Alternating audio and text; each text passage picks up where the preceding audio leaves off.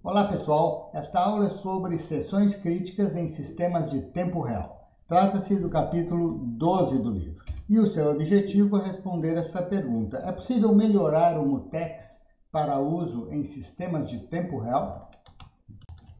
Neste primeiro vídeo sobre o capítulo 12, eu vou fazer a descrição do problema. Então, vamos lá.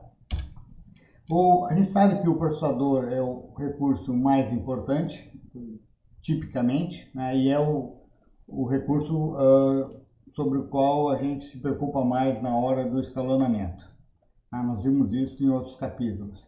Porém, outros recursos também são usados. Né? É comum num sistema de tempo real, de qualquer porte, eu tenho canais de comunicação que precisam ser compartilhados entre as várias tarefas. Eu tenho estruturas de dados na memória que são acessadas, compartilhadas por diferentes tarefas, né, que eu preciso proteger com mutex, por exemplo, como vimos no capítulo anterior. Eu posso ter arquivos que são acessados também por várias tarefas e precisam de algum tipo de sincronização e de escalonamento. Então, existe a necessidade de alocar e liberar recursos além do processador durante a execução da minha aplicação de tempo real. E muitos destes recursos exigem exclusão mútua no acesso. Né? A gente vai sempre usar como exemplo aqui uma estrutura de dados, uma tabela, uma lista encadeada em memória, a qual corresponde a uma seção crítica, né, para as tarefas que acessam. Porém, eu também posso imaginar um conversor AD, um arquivo, um canal de comunicação serial qualquer, o qual requer também exclusão mútua. Então, no momento que eu tenho mais recursos, outras coisas para escalonar, existem várias questões que surgem que precisam ser consideradas, né? Quando e sob quais condições os pedidos de alocação de recursos são atendidos, como são escalonados os jobs das tarefas que estão esperando para poder usar um dado recurso, quanto tempo uma tarefa precisa esperar até conseguir um dado recurso, como a existência então destes outros recursos além do processador afeta a escalonabilidade do sistema. E é isso que a gente vai olhar neste capítulo. No caso específico aqui do capítulo 12, nós vamos considerar sistemas com um único processador e uma aplicação na qual podem existir diferentes recursos compartilhados, como eu acabei de citar. A gente vai supor também que os recursos não podem ser preemptados.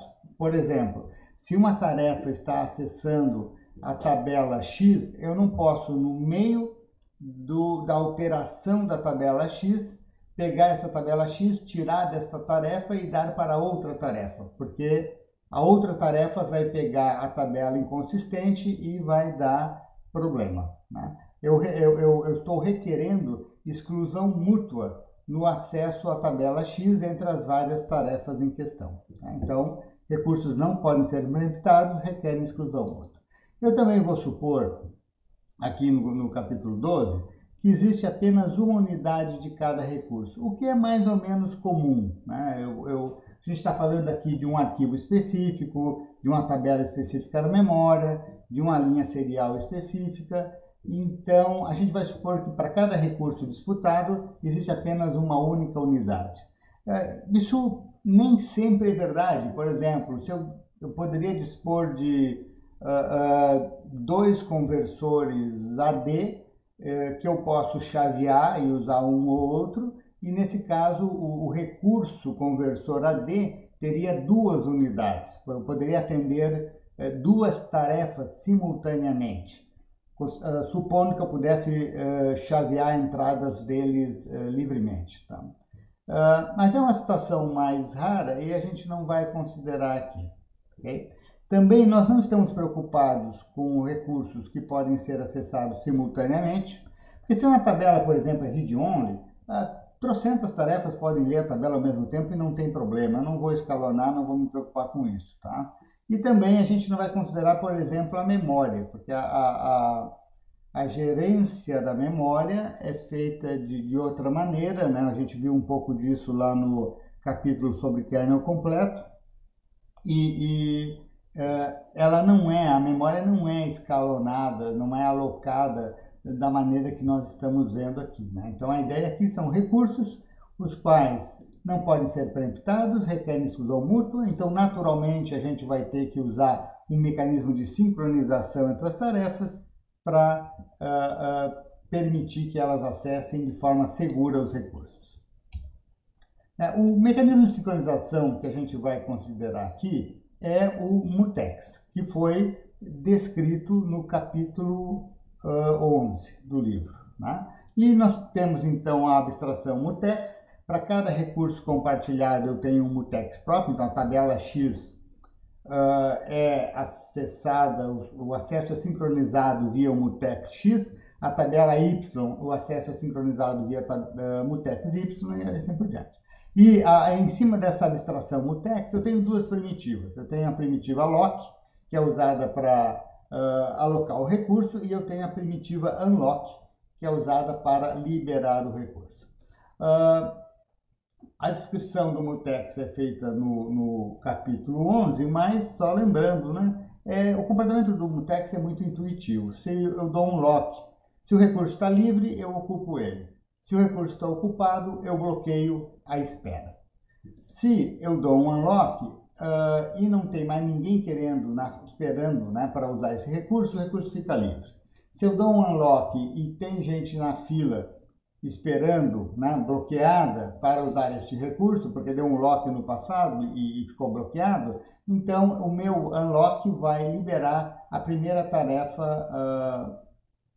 da fila para usar o recurso X. Agora, o que é a primeira tarefa da fila a gente vai discutir ao longo deste capítulo, tá? Então o unlock ele sempre tem um retorno imediato e poderá liberar outra tarefa que estava esperando para usar o recurso X. Eu vou chamar de seção crítica um trecho de código onde a tarefa acessa o recurso compartilhado. E ele vai ser limitado pelo lock and lock. Então, se eu vou acessar a seção crítica X, que pode ser uma tabela, um arquivo, uma linha serial, não importa, né? Antes de acessar, antes de usar o recurso, eu dou um lock. Uma vez autorizado a prosseguir, né, eu acesso o recurso e ao final eu dou um unlock do recurso. Seções críticas podem ser aninhadas, mas nós vamos requerer aninhamento perfeito no nosso código, no nosso programa, tá? Então a gente vai supor a possibilidade de aninhamento, porém apenas de aninhamento perfeito. Essa é a situação mais comum, porque ela acontece quando eu chamo uma rotina procx que tem um lock X e ela também, dentro dela, tem uma chamada para a rotina procy, que é essa figurinha aqui, né? Eu chamo a procedure X, eu vou usar aqui dentro a tabela X, então eu dou um lock em X, eu uso X, mas daí eu chamo a rotina Y. Depois eu uso um pouco mais o X e libero o X. Perfeito. Só que a rotina Y, e eu posso nem estar ciente disso, porque é uma rotina de uma biblioteca programada por outra pessoa, dentro da rotina Y é usado o recurso compartilhado Y, né? Tem uma seção crítica também. E ela é protegida, obviamente, pelo seu próprio mutex Y. Então, dentro da procedure, da rotina, né, da função Y, eu tenho lock Y, usa Y, unlock Y. Resultado, o que eu tenho aqui? Um aninhamento perfeito, né? Lock X, lock Y, unlock Y, unlock X. Então, a ordem dos unlocks é a reversa da ordem dos locks. Cobrindo este cenário, a gente cobre o principal em termos de aninhamentos de mutex. Notação, pessoal. A gente vai adotar uma notação baseada do livro da Jenny Liu, Real-Time Systems, tá? Mas ela está um pouquinho alterada, ela não é 100% igual. A notação vai ser essa daqui, ó. A gente vai usar colchetes para lock, abre colchetes para lock, fecha colchetes para unlock. Aqui está o identificador do recurso em questão, porque eu posso ter vários recursos no meu programa, e aqui quanto tempo a tarefa requer aquele recurso. Então isso aqui está dizendo que a tarefa em questão, ela vai dar lock e vai usar o recurso X por 3 unidades de tempo, né? Unidade de tempo, tu pode usar milissegundo, microsegundo, dezenas de microsegundos, o que quiser, não importa, é alguma unidade de tempo. Recursos aninhados vão ser representados por colchetes aninhados. Então, nós temos aqui, dá um lock no X, usa por 3 unidades de tempo, dá um lock no Y, usa por mais 5 unidades de tempo, libera o Y, mas retém o X ainda, né? Usa mais 4 unidades de tempo o recurso X e finalmente unlock X. Então, isso daqui está descrito nessa linha do tempo aqui embaixo. Ó, lock X usa 3. 1, 2, 3. Lock Y, está aqui. Usa 5. Observem que 1, 2, 3, 4, 5, nesse miolo aqui, a tarefa está de posse do X e está de posse do Y também. Unlock Y, está aqui, beleza? Aí usa mais 4 unidades de tempo X, 1, 2, 3, 4, e finalmente unlock X final, né? Unlock X final. Então a gente vai usar essa notação. Uma notação alternativa é um grafo, onde a tarefa aparece como um círculo e o recurso aparece como um quadrado. Então, esse gráfico está me dizendo o seguinte: a tarefa T1 usa X por 3 unidades de tempo, que é isso daqui, né? A tarefa 2, ela usa a X por 2 unidades de tempo, e a tarefa 3 usa X por 4 unidades de tempo. Está anotado na aresta a duração da seção crítica no caso. Okay? É uma anotação também interessante aí, que às vezes é conveniente para visualizar a situação. Ela é um pouco limitada porque ela não descreve aninhamentos, né? Por exemplo, aqui, ó. Aqui o T1 ele dá lock X, usa e dá unlock X, lock Y usa e dá unlock Y, né? Então aqui eu tenho que T1, vamos lá, T1 usa 3 unidades de tempo X, que é isso daqui, e depois T1 usa 1 unidade de tempo Y, que é isso daqui. O T2 é o caso simples, usa X por 2 unidades de tempo, né? T2, 2 unidades de tempo X. E observem que o T3 ele tem aninhamento. Ele tem aninhamento.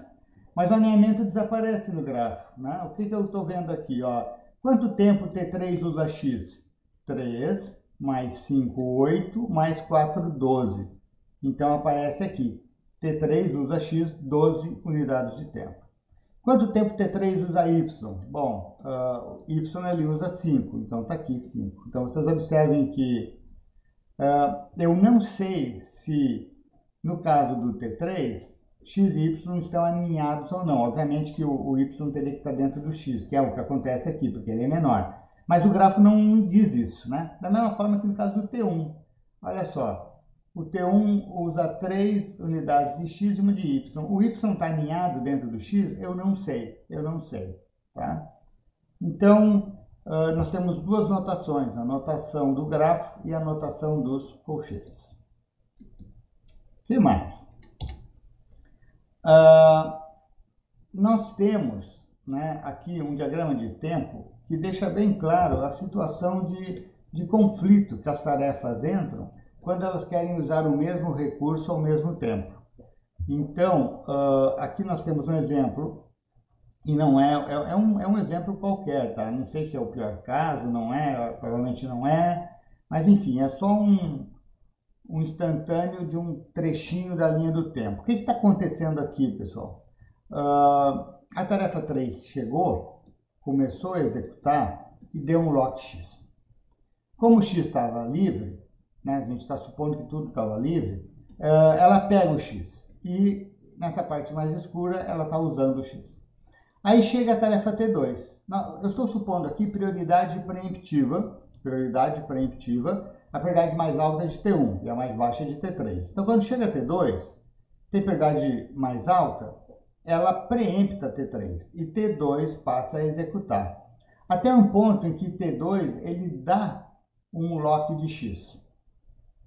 Só que o X está ocupado. E aí, nesse vermelho, o T2 bloqueia. Ele bloqueia, ele não pode prosseguir, porque ele deu um lock em X e o X está ocupado.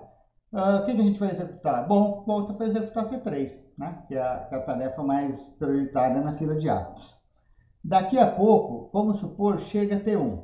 T1 tem prioridade mais alta, então ela preempta T3. E T1 executa.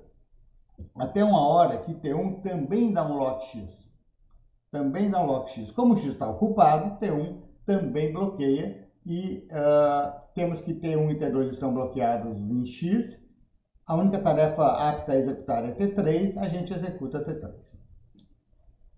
Quando T3 finalmente para de usar X, ela dá um unlock no X e libera o X. Quando ela libera o X, nós vamos liberar um desses dois caras. Em sistemas operacionais de propósito geral, normalmente a liberação é por FIFO. Libera primeiro quem deu o lock primeiro. Tá?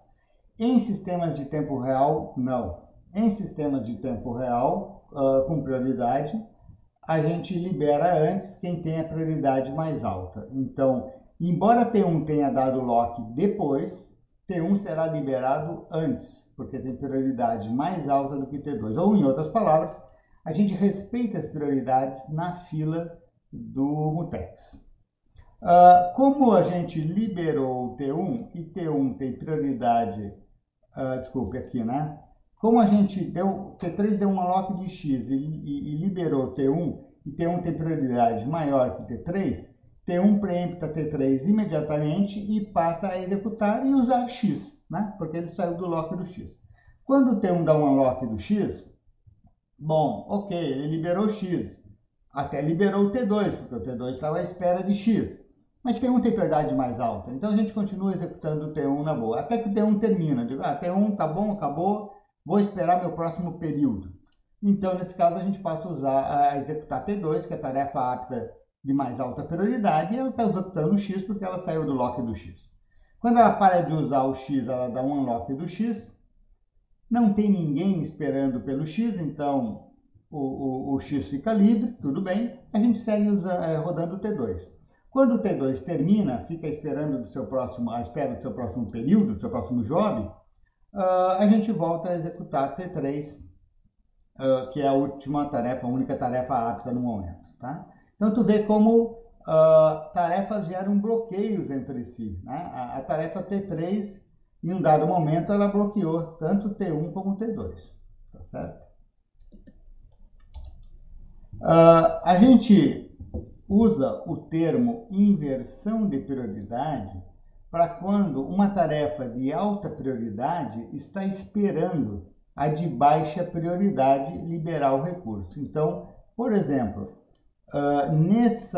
nessa segunda parte escura de T3, ele está executando enquanto T2 espera por T3, né, liberar X.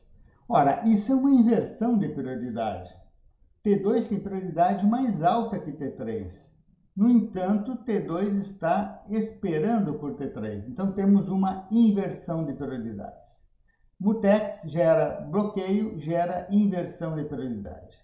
Agora, T1 está executando, beleza. Nessa terceira parte escura de T3, nós temos que tanto T1 como T2 esperam pela execução de T3. Então, de novo, temos inversão de prioridades aqui. T1 e T2, que são mais prioritários, estão esperando T3 executar, né? Tá invertida a coisa. Então, isso é inversão de prioridades. Aí depois ele libera, né? O T3 libera o X, aí o T1 está executando. Observem que na parte escura de T1 está usando o recurso e T2 está esperando. Mas o T2, ele não está esperando o recurso, ele está esperando porque ele tem prioridade mais baixa que o T1. Não existe inversão de prioridade aqui. Está certo o T2 esperar por T1, porque T1 tem prioridade mais alta. E, portanto, nós não temos inversão de prioridade aqui e nós não temos bloqueio. O que está acontecendo aqui é uma interferência de T1 sobre T2.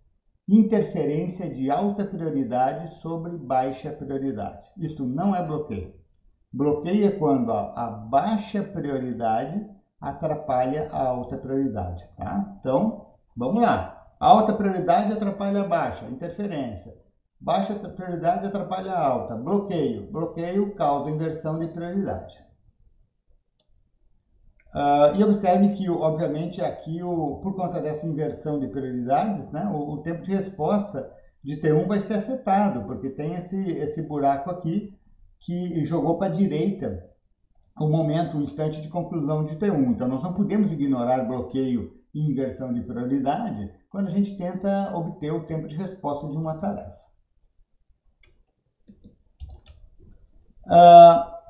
Inversão de prioridade, bloqueio, gera o que a gente chama de anomalia. Anomalia é quando o sistema se comporta de uma maneira contra-intuitiva. Qual que é a anomalia aqui, pessoal? Eu vou fazer o seguinte, como o T3 está atrapalhando todo mundo, eu vou reprogramar a seção crítica do T3 para que ele libere mais rapidamente X. Se nós pegarmos esse mesmo cenário aqui do slide 14 e diminuirmos a seção crítica do T3, né? Observem que aqui a parte escura do T3 é maior e agora ela é menor, dizendo que ele libera antes do X. O que está acontecendo? Ao liberar antes do X, ele permitiu que T2 pegasse X mais cedo, né? Observem que originalmente, originalmente o T2 só foi pegar o X lá na frente. Como eu reduzi aqui o uso de X por T3, ele foi capaz de pegar aqui. E o que aconteceu? Quando o T1 chegou, o X estava de posse do T2. Temos aqui bloqueio e inversão de prioridades, né? Aqui, né? O T1 chega, preempta, executa na boa, prioridade mais alta, mas quando ele vai dar o lock X, pimba, bloqueio, né? E aí tem que esperar o T2 até o unlock do X. O problema é que a seção crítica do T2 é muito grande e nós aumentamos esse bloqueio sofrido por T1. Antes, o bloqueio do T1 era mais curtinho, agora ele é grande. Resultado, aqui, ó, a conclusão do T1 foi para o futuro. Olha só que coisa, o T3 estava atrapalhando todo mundo, a gente diminuiu o tempo que o T3 usa o X para tentar melhorar as coisas e o tempo de resposta do T1 aumentou, né? Então, isso é uma anomalia. Tu faz uma coisa achando que vai numa direção e o resultado vai na outra.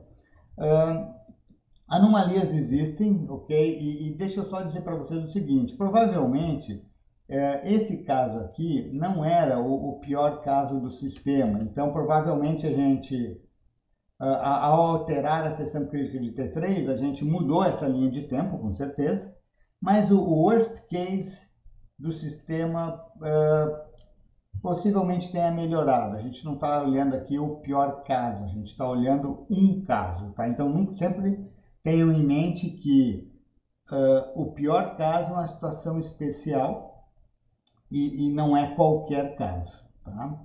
Aqui eu tenho uma anomalia, mas ela é uma anomalia que surge neste caso aqui e não sempre, tá? Não vai ocorrer sempre. O que mais, pessoal?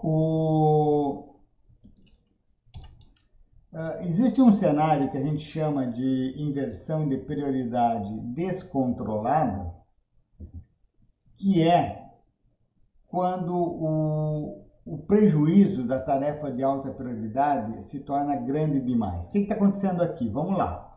Eu tenho um text X que é dividido, que é compartilhado entre T3, está aqui, né? E T1, está aqui. T2 não usa X. T2 não usa X. T2 não dá lock em X nunca, não usa. Olha só essa linha do tempo aqui. Chegou T3, executou um pouquinho, ok. Deu o lock X, X está livre, T3 pegou X. Essa parte escura aqui, T3 está usando X. Aí chega T1, preempta porque tem prioridade mais alta, né? T1 executa um pouco e daí lock X. T1 precisa de X, lock X. Mas X está ocupado, né? X está ocupado. Então, T1 bloqueia. Bloqueia e temos inversão de prioridade, vai rodar o T3. T3 está rodando e aí chega o T2. Opa, T2 tem prioridade mais alta que T3. T2 preempta T3 e fica T2 executando agora. Quando o T2 finalmente termina, a gente vai rodar a única tarefa apta, que é T3. T3 executa um pouco até o unlock do X. Quando o T3 dá um unlock no X, libera X, ele tira do bloqueio o T1. E T1, sendo mais prioritária, imediatamente preempta T3 e aí T1 executa.